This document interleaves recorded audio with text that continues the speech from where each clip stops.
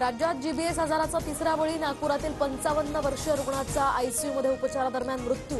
नागपुरात सध्या 2 रुग्णांवर आयसीयूत उपचार सुरू. पुण्यातील जीबीएस बाधित गावांना शुद्ध पाण्याचा पुरवठा केला जाणार. प्रत्येकी 100 एमएलडी क्षमता असलेले हे 2 प्रकल्प उभारणार. पहिल्या टप्प्यासाठी आता 606 कोटींचा प्रस्ताव राज्य शासनाकडे सादर. मुंबईतील न्यू इंडिया बँक पुढील 6 महिने कर्ज आणि आगाऊ रक्कम देऊ शकणार नाही. ठेवीदारांना खात्यातील पैसेही काढता येणार नाहीत.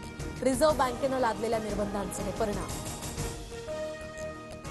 राज्यात सोयाबीनची 11 लाख टन खरेदी. अन्य राज्यांपेक्षा महाराष्ट्रामध्ये सोयाबीन खरेदीचं प्रमाण जास्त. पणन विभागाची माहिती. तर 6 फेब्रुवारीपर्यंत 5,11,000 शेतकऱ्यांकडून सोयाबीनची खरेदी. तुळजापूरच्या भवानी मातेचं मंदिर राज्य संरक्षित इमारत म्हणून घोषित. मंदिराच्या स्ट्रक्चरल ऑडिटचा रिपोर्ट आल्यानंतर आता पुढील दिशा ठरवणार.